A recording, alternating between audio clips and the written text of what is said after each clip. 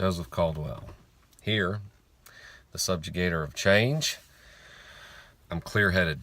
Just smoke my pipe. I love a good pipe, by the way. And this one is my favorite pipe I've ever had. It reminds me of my granddad. My granddad smoked a pipe. One of the coolest men on the face of this earth. And oh God, I miss him. But this is a Peterson pipe from, out of Dublin. Hand carved. I love it. It's an awesome pipe. Anyway, just smoked that. I'm clear-headed now. All right.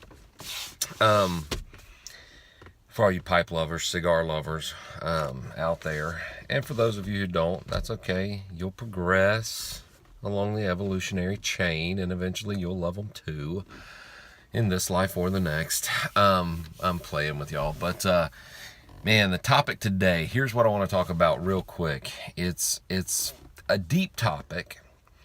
But it's one worth mentioning because I live in the Bible Belt, right? And a lot of times in the churches they talk about seed time and harvest, right? And they do this is always a message that predicates, it comes before an ask for money. It does. That's what I do. Seed time, harvest time. You want money, you got to sow money, right? And I just, a lot of it makes me nauseous, okay? Because they don't understand that they talk about the two easy seasons, right? Seed time and harvest time.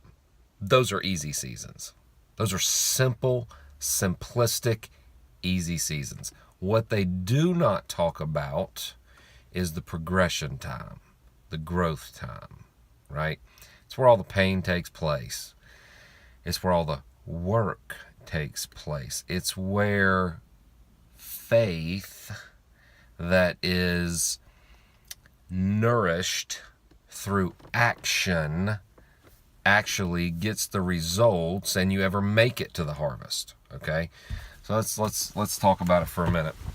Because I'm telling you, nothing bothers me more than these freaking these pastors sitting up there screaming seed time, progression time, harvest, or seed time, harvest time, and they talk about how $100,000 checks showed up after they went to this service and gave this and gave that, and man, you gotta know when a man's salary is dependent upon whether you give, he gonna come up with some bullshit to make sure you give. So I want to shoot you straight. I want to shoot you straight on this whole deal. And it's been my experience, okay? It has been my experience. And I'll talk about my experience in just a minute. This one may be a little longer, actually. I'm not going to shoot through this too fast. This may be a 10-minute one. Here's the crux of it. Seed time, you throw seed in the ground. If I'm a farmer, I throw seed in the ground. That ain't too hard. That's not so hard. Put some seed in the ground, throw some dirt on top of it, and let nature start taking its place. That seed has to die and sprout and grow, right? Growth comes from death. Growth comes from pain. You should learn that early on. Now, the progression time falls in between the seed time and the harvest. And the progression time is where all of the work takes place. That's where you got to show up. And you have to make sure that seed is watered, it's protected, there's not too much sun, there's not too little sun. You've got to make sure that other things don't grow around it, choke it out. Other things don't take its nourishment, that seed that's planted. You've got to make sure, that's the work of it, right? You got to make sure that it grows correctly, it's growing up. It's you may have to stake that plant to keep it growing in the right direction. You have to look at it. Daily is attention, daily attention, right? You have to, let's see, you got to water it, you got to protect it. All right, something's going to show up and want to eat that. Something else is going to live off of what you're growing, right? So you got to protect it from the animals, from birds, from rabbits, from whatever it is, right? There's everything's vying to eat that seed and eat that plant and eat your work, and so you have to protect it. That takes work. That's what nobody's going to tell you. That's the pain of it. Granted, Yes, you want to sow money, right? You want to sow money. I did it for years. I listened to this Bible Belt preaching pastors, everything. And look, I'm not throwing stones at any one church. I started Presbyterian. I've been to Baptist. I've been to non-denominational. And non-denominational has actually become a denomination as a non-denominational denomination now. Kind of friggin' baffling. And they all have a different twist on it. They all have a different twist. When I'm not so sure, right? I believe in the verse that says, "Give, it'll be given to you, pressed down, shaken together with good measure. Will men give unto your bosom?" Men, women, universal there. Men given it. "For with the same measure you meet withal, it will be measured unto you." That's nothing but karma, my friends. What you do is going to come back to you, right?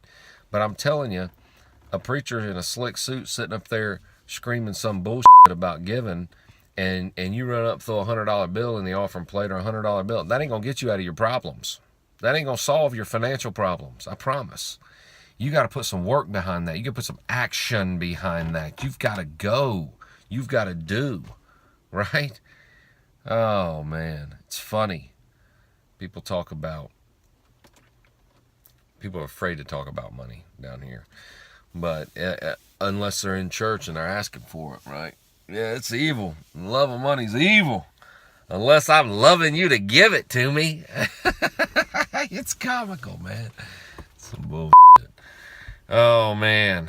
But don't forget that middle phase. That's where the grind is, right? That is where the grind is. My friends, you have got to work. You have got to work. If you think you're going to give something away and wait, I promise you ain't nothing showing up. Somebody's playing off your hopes. Somebody's playing off your dreams. You have got to put action behind that. And I'm not downing giving, right? I'm not downing that. If you think I am, then give me a call personally and we'll stack up. Us against you. Me against you. What we give and what we do. Right? No problem. We'll do that. Anybody want to do that? We'll do that. You may win, but I doubt it. I doubt it. And the reason is that we have it to give because we've worked for it. We put action in. We were able to harvest, right? We got to the harvest and the harvest has been great.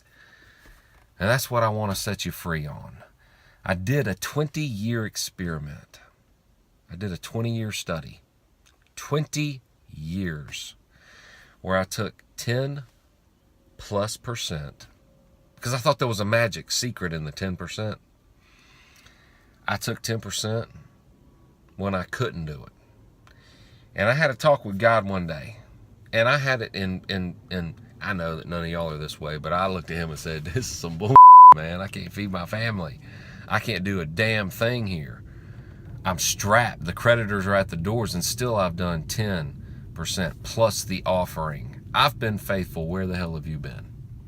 Guess what? I ain't giving another dime to you. Not one more dime. Not a penny, not a red penny am I giving until me and mine are taken care of. Oh, most people hear that and they go, "Blasphemy, blasphemy."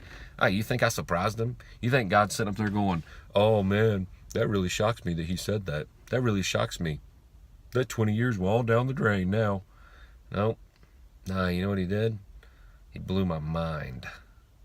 I said that on a January. About 5 years ago. I said it in January. I couldn't pay things. I owed everybody money. Everybody money. But I laid the hammer down working. I said, I'm going to take care of me and mine. And it didn't take 3 months, 90 days. I hit April, and I made more money than I ever made in my life. I made more money than I'd ever made in a whole entire half a year that April, and I've never made less since. Now, what do we do?